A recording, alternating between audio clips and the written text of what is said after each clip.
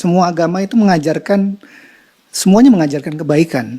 Jadi apa harus kita berbeda dengan itu? Mungkin kadang-kadang kita diajukan dengan pertanyaan itu. Anda merasa benar sebagai Muslim, sedangkan yang lain juga mengajarkan kebaikan. Gimana kita mensikapi kalau Baik, gini Mas, konsepsi agama itu kan bisa diuji dalam 3 aspek. Ya kan? Satu aspek ketuhanan, teologinya.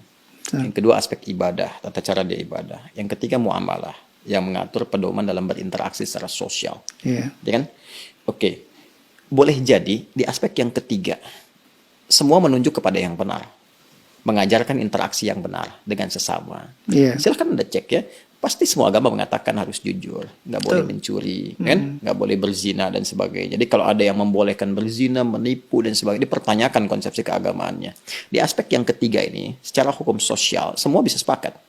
Tapi dikatakan agama harus memenuhi unsur 2 lagi. Konsepsi ibadahnya bagaimana? Di agama pasti ada ibadah, karena ibadah itu konsekuensi dari keadaan seorang hamba yang menuhankan sosok Tuhan. Pembuktian dari sifat menuhankan itu adalah ibadah. Harus menyembah Tuhannya. Bagaimana konsepsinya? Caranya bagaimana dia beribadah? Diatur tidak? Cara dia ibadah seperti apa? Ditunaikan kapan? Bagaimana teknisnya? Apa maknanya? Apa hikmahnya? Apa implementasi ibadah itu bagi kehidupan? Di titik ini pasti akan ada perbedaan. Oke, saya sebagai Muslim, ya dengan saudara-saudari kita sebangsa setanah air di non-Muslim, konsepsi ibadahnya pasti beda.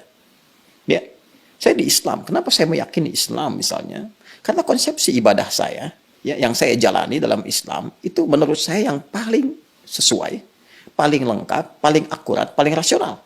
Ya, dari sisi sholatnya misalnya, ibadah pokok itu kan sholat. Waktunya jelas diatur, kapan saya mesti sholat. Panggilannya jelas. Kemudian bagaimana penampilan saya saat akan menunaikan sholat jelas. Apa yang harus saya lakukan sebelum sholat jelas. Sebelum sholat kamu wudhu dulu. Ada langsung firmannya dari Allah, bukan rekayasa manusia, bukan buatan Nabi Muhammad SAW, kan? Langsung dari Tuhan. Nih, Quran surah ke-5 ayat yang ke-6. Ini cara wudhunya begini, diatur, diterangkan oleh Rasul. Begini prakteknya. Kemudian sebelum sholat kenakan pakaian yang terbaik. Bahkan sejak ada panggilan dari masjid kita dengar. Quran surah ke-7 ayat 31. Ya bani Adam khudzu zinatakum 'inda kulli masjid.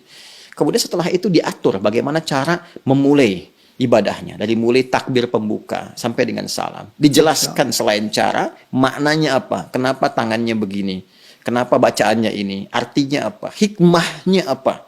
Lalu kaitan dengan implementasi kehidupannya bagaimana. Apa dampak sholat kepada kehidupan? Turun banyak ayat. Inna salata tanha 'anil fahsya'i wal munkar. Quran surah ke-29 ayat ke-45. Nanti sholat ada kaitan dengan ketenangan hati, sholat kunci kebahagiaan, kesuksesan, dan dibuktikan oleh jejak sejarah. Orang-orang dulu ketika dia sholatnya benar, terjadi itu semua. Nah, ini yang menjadikan kita yakin sebagai Muslim memeluk Islam. Bagi penganut agama lain, punya konsepsi sendiri. Kita nggak bisa paksakan semua sama di titik ini dalam konsep keberagamaan. Apalagi kalau sudah masuk ke konsep teologis, ketuhanan. Ya kan? Nah, untuk menentukan agama ini, ya benar sebagai agama, kan mesti punya konsep ketuhanan. Nah, Islam pun menawarkan kepada kita secara ilmiah dan objektif untuk menguji bagaimana sih standar untuk menetapkan zat itu sebagai Tuhan, ya kan? Apa ukuran-ukurannya? Maka Islam menyampaikan, misalnya di Quran surah ke-42 Asy-Syura ayat yang ke-11, laisa kamitslihi syai' di ujung ayatnya. Ya, sifat Tuhan itu nggak boleh sama dengan selain Tuhan. Ya, harus beda, 100% harus berbeda. Ya, jadi kalau misalnya manusia ini lemah, maka Tuhan mesti lebih kuat. Nggak boleh sama dengan makhluk. Kan? Kalau manusia berpasangan, Tuhan itu harus esa, harus tunggal misalnya. Demikian banyak hal yang bisa ditampilkan. Nah, konsepsi teologi ketuhanan ini setiap agama itu pasti berbeda. Ya kan? Nah, tinggal kita uji. Kan negara memberikan kepada kita hak penuh, merdeka untuk memilih. Dan dahsyatnya, Al-Quran memberikan kesempatan kepada kita itu secara merdeka. Terbuka untuk memilih. Bahkan dalam aspek teologi, di Quran surah ke-47 Muhammad, ayat yang ke-19, kata Allah, fa'lam. Anda mesti punya dasar pengetahuan. Annahu untuk menetapkan la ilaha illallah, untuk menetapkan tiada Tuhan selain Allah.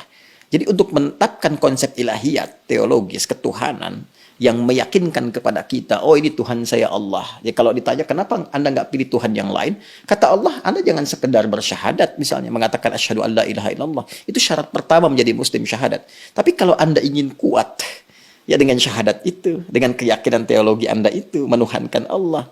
Ini ilmunya loh. Makanya di Islam ada akidah, ilmu tauhid, fikul akbar. Nah, jadi boleh jadi semua agama itu punya konsepsi yang sama dalam aspek muamalat, interaksi sosial yang membawa norma-norma kehidupan dalam ragam interaksi sosial. Tapi bisa berbeda dalam konsepsi ibadah dan ketuhanan. Dan aspek ketuhanan yang paling pokok. Ya kan? Iya, iya. Jadi kalau semua sama, berarti kan mesti ada yang spesial, yang beda kan? Ya, betul. Nah, itu yang menjadikan Anda, saya, kita melihat yang spesial ini bagi saya, konsepsi Islam sangat jelas, tidak ambigu. Ya, menentukan ketuhanan jelas. Fa'lam annahu la ilaha illallah. Innani anallahu la ilaha illa ana fa'budni. Ya, saya Allah, kata Allah, nggak ada Tuhan yang dipertuhankan selain saya. Ya, maka sembah saya. Nah, saya mencari, saya membandingkan, melihat dengan keyakinan lain, saya temukan yang paling jelas. Tidak ambigu, tidak susah dipahami sebagai muslim ya. Ya, dan saat yang bersamaan ketika kita meyakini Allah pun sebagai Tuhan, memeluk Islam, beribadah dalam Islam, saat yang bersamaan tetap diminta oleh Al-Qur'an la ikraha fiddin, enggak boleh paksa orang. Betul. Indah enggak? Iya, indah sekali. Lakum dinukum waliyadin. Hormati keyakinan orang lain. Kamu meyakini Islam sebagai agama yang benar? Ya, tapi hormati orang lain juga.